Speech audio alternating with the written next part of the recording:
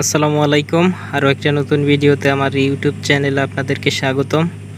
তো আজকে আমি আমার যে 20% জায়গায় লাউ চাষ করেছি, তো আপনারা যারা আমার বিগত ভিডিওগুলো দেখেছেন তারা অবশ্যই জানেন যে আমি 20% জায়গায় লাউয়ের প্রজেক্ট করেছি। আজকে আমি ওই প্রজেক্টে আপনাদেরকে নিয়ে আসছি।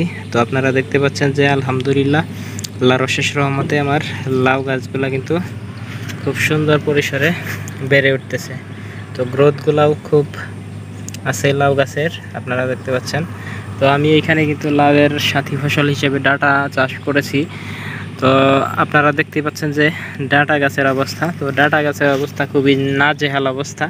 তো নাজেহাল অবস্থা হওয়ার কারণ একটাই, এইখানে আপনারা দেখতে পাচ্ছেন যে ডাটার চেয়ে কিন্তু এখানে যে কাটা আছে, এই যে কাটা গাছ, এখানে আমাদের টাঙ্গাইলের ভাষায় এটাকে খৈরা কাটা বলা হয়। আপনারা দেখতে পাচ্ছেন যে এই কাটা গাছের অবস্থা কিন্তু খুবই, আর এখানে যে ডাটা আছে ডাটার চেয়ে কিন্তু কাটার অবস্থায় বেশি, সেই কারণে আর কি ডাটার চেয়ে কাটা বেশি আমার এই প্রজেক্টে।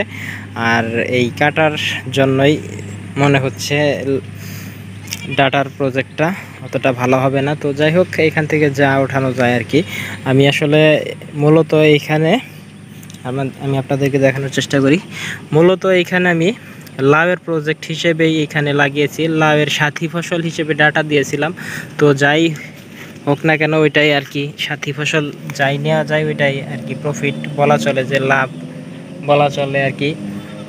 আমি আপনাদেরকে সব সময় বলে থাকি যে কিছু না কিছু সাথী ফসল হিসেবে দেওয়ার চেষ্টা করবেন।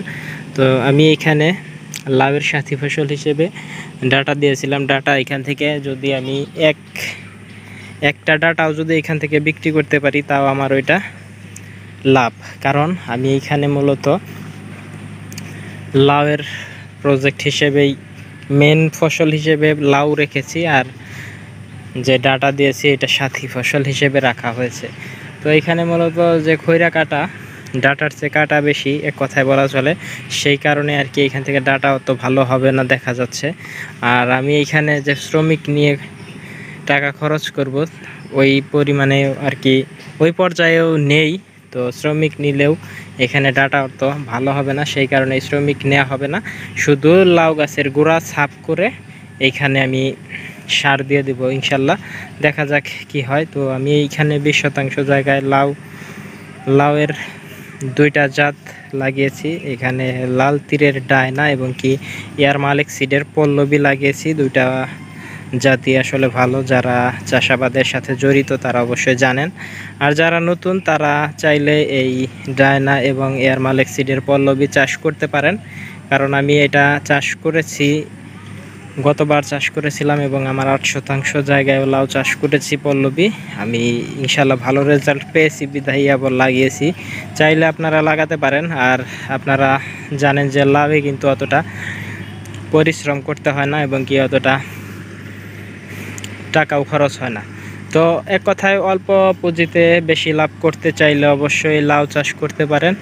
আমি কিন্তু আপনাদেরকে প্রতিনিয়তই এই একটা কথাই বলে থাকি। আমার এই প্রজেক্টে প্রায় সব লাউ গাছের চেহারাই কিন্তু খুবই সুন্দর। আমি আপনাদেরকে দেখানোর চেষ্টা করি। এই যে আপনারা দেখতে পাচ্ছেন লাউ গাছের চেহারা খুব ভালো। এখন এই লাউ গাছগুলোকে যত্ন নেব ইনশাল্লাহ ভালো একটা রেজাল্টে নিয়ে যাওয়ার জন্য। তো আমি এই লাউ গাছগুলো সাফ করে আগামীকালকের মধ্যেই এই লাউ গাছে সার দিয়ে দেবো ইনশাল্লাহ। পরবর্তী ভিডিওতে আমি আপনাদেরকে দেখানোর চেষ্টা করব যে লাউ গাছ কীভাবে সাফ করে এবং কি কতটুকু দূরত্বে লাউ গাছে সার দিতে হয়। ইনশাল্লাহ যারা নতুন তারা অবশ্যই আমার এই চ্যানেলটা সাবস্ক্রাইব করে রাখবেন পরবর্তী আপডেট পেতে। তো সবাই ভালো থাকবেন, সুস্থ থাকবেন, আল্লাহ হাফেজ।